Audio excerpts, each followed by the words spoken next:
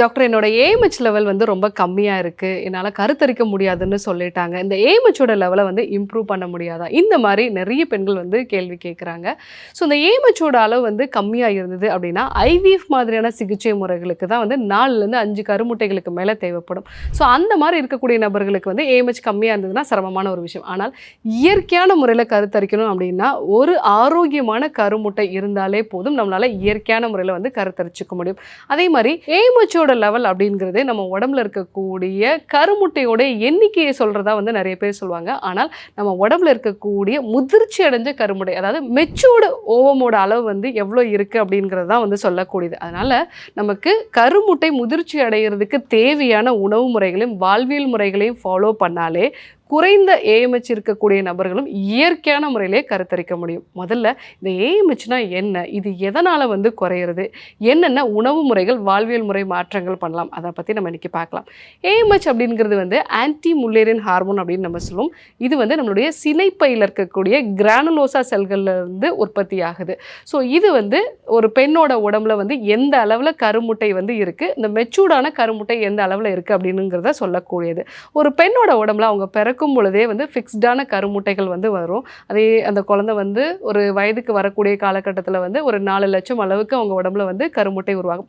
ஒவ்வொரு மாதம் வந்து பீரியட்ஸ் ஆகும் பொழுது ஸோ அந்த கருமுட்டை வந்து ஒரு 100லேருந்து 150 கருமுட்டைகள் வந்து வளர்ந்து அதுலேருந்து ஏதாவது ஒரு ஆரோக்கியமான கருமுட்டை தான் வந்து வெடித்து கருத்தரிக்கிறதுக்கு ஏதுவாக வந்து வரும்.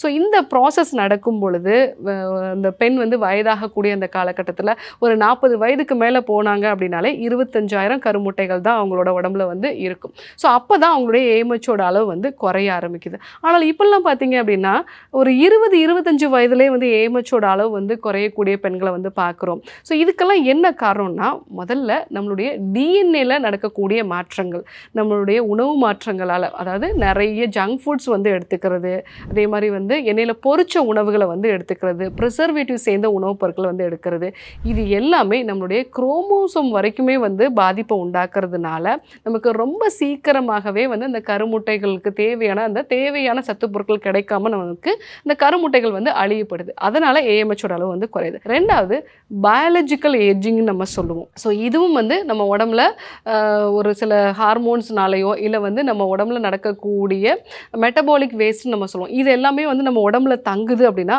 ரொம்ப சீக்கிரமாகவே வயதாகக்கூடிய ஒரு தன்மை வந்து உண்டாயிடும்.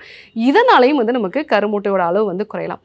மூணாவது முக்கியமான விஷயம் ஸ்ட்ரெஸ் வந்து ரொம்ப அதிகமாக இருக்குது, ரொம்ப க்ரானிக்காக நமக்கு ஸ்ட்ரெஸ் இருக்குது, சரியான தூக்கம் வந்து இல்லை, கூடவே வந்து நான் எந்த எக்ஸசைஸுமே வந்து நம்ம பண்ணுறதில்ல, வைட்டமின் டியோட அளவு வந்து கம்மியாக இருக்குது, எப்போவுமே நம்ம வந்து ஒரு பதட்டத்தோடே இருக்கிறோம், ஆன்சைட்டி இருக்குது. இந்த மாதிரி இருக்கக்கூடிய நபர்களுக்கு நம்மளுடைய ரீப்ரொடக்டிவ் சிஸ்டத்தை வந்து நம்ம உடல் வந்து ஒரு 2ஆம் பட்சமாக தான் வந்து கவனிக்கும். நம்மளுடைய மூளை, நம்மளுடைய நுரையீரல், சிறுநீரகம், இந்த மாதிரியான அந்த ராஜ உறுப்புகளுக்கு தான் அதிகமான அளவுக்கு ரத்த ஓட்டத்தை வந்து அனுப்பும். நம்மளுடைய ரீப்ரொடக்டிவ் சிஸ்டத்துக்கு வந்து தேவையான ரத்த ஓட்டம் போகாதனால ரொம்ப சீக்கிரமாகவே நமக்கு இந்த எக்கோட குவான்டிட்டி வந்து கம்மியாக ஆரம்பிச்சிடும். ஸோ ஒரு சிலருக்கு பரம்பரையாகவே வந்து ப்ரீமெச்சூர் ஒவேரியன் ஃபெயிலியர் அப்படிங்கிற ஒரு கண்டிஷன் வர்றதுக்கான வாய்ப்புகள் இருக்குது. இல்லை ஏதாவது வந்து ஓவரியில் வந்து சர்ஜரி வந்து பண்ணியிருக்காங்க, இல்லை வந்து ஏதாவது ரேடியேஷன் மாதிரியான தெரப்பி எடுத்திருக்காங்க அப்படின்னா ரொம்ப சீக்கிரமாகவே வந்து அவங்களுக்கு அந்த கருமுட்டைகள் வந்து அழிகிறதுக்கான வாய்ப்புகள் இருக்குது. ஸோ இந்த விஷயங்களை நம்ம மாற்றக்கூடிய உணவு முறைகளையும் வாழ்வியல் முறை மாற்றங்களையும் நம்ம ஃபாலோ பண்ணாலே நமக்கு ஆரோக்கியமான முறையில் வந்து கருத்தரிக்கலாம். நிறைய பெண்களுக்கு இது வந்து நடந்திருக்கு.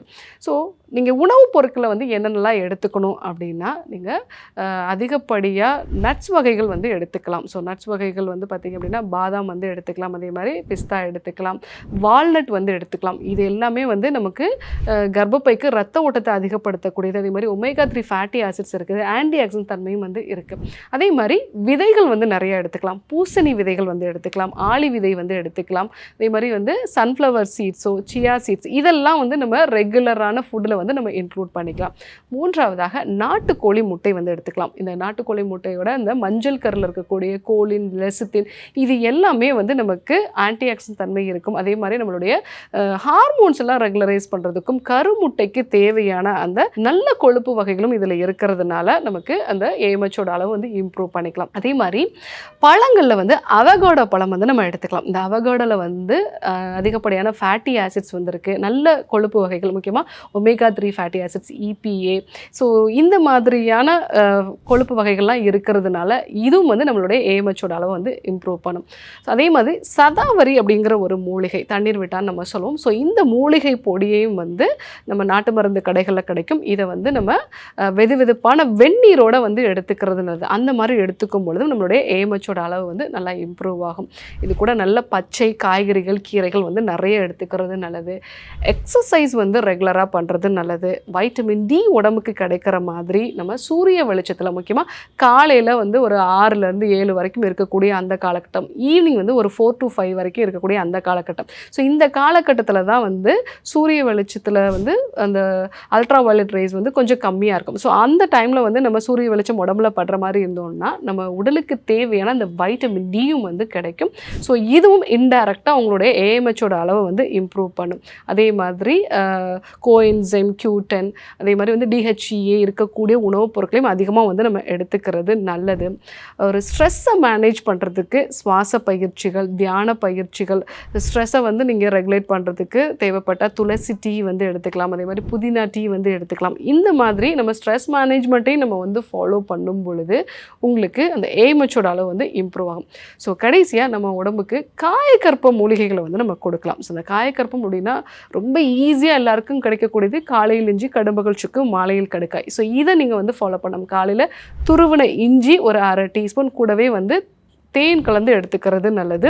மதியம் வந்து நீங்கள் சுக்கு வந்து பொடி பண்ணிவிட்டு அதை வந்து சாதத்தோடு மிக்ஸ் பண்ணி எடுத்துக்கலாம். இல்லை வந்து சுக்கு கருப்பட்டியாக வந்து நீங்கள் எடுத்துக்கலாம். இரவில் வந்து நீங்கள் கடுக்காய் டீ மாதிரி வந்து எடுத்துக்கலாம். கூடவே உள்ளுக்கு சாப்பிடக்கூடிய விளக்கெண்ணெய் ஒரு 5 சொட்டு வந்து நீங்கள் விட்டு எடுத்துக்கலாம். ஸோ இதெல்லாம் நீங்கள் ஃபாலோ பண்ணும்போது உங்கள் உடம்புல வந்து அது ஒரு காயக்கற்பமாக செயல்படுறதுனால இந்த ஏஜிங் ப்ராசஸோட அளவும் வந்து குறையும். அதே மாதிரி நம்மளுடைய கருமுட்டையும் மெச்சூர் ஆகும். இந்த மாதிரியான உணவுப் பொருட்களெல்லாம் நம்ம வந்து ஃபாலோ பண்ணும் பொழுது இந்த ஏஎம்ஹெச்சோட அளவு வந்து இம்ப்ரூவ் பண்ணிக்கலாம். அதே மாதிரி ஆரோக்கியமான மெச்சூர்டான கருமுட்டை உருவாகிறதுக்கும் வந்து இது ரொம்பவே யூஸ்ஃபுல்லாக இருக்கும். ஸோ ஏஎம்ஹெச்சோட அளவு ரொம்ப கம்மியாக இருக்குதுன்னு கவலைப்படாதீங்க. நீங்கள் கம்மியான அளவு ஏஎம்ஹெச் இருந்தாலுமே கூட இந்த ஆரோக்கியமான வழிமுறைகள் எல்லாத்தையும் நீங்கள் ஃபாலோ பண்ணும் பொழுது இயற்கையான முறையில் ஆரோக்கியமாக வந்து கருத்தரிச்சிக்கலாம். ஸோ இந்த விஷயங்களெல்லாம் வந்து ஃபாலோ பண்ணுங்கள். தேவைப்பட்ட ஒரு மருத்துவ ஆலோசனையும் எடுத்துகிட்டு இந்த விஷயங்களை நீங்கள் ஃபாலோ பண்ணும் பொழுது இயற்கையான முறையில் ஆரோக்கியமாக கருத்தரிச்சிக்கலாம்.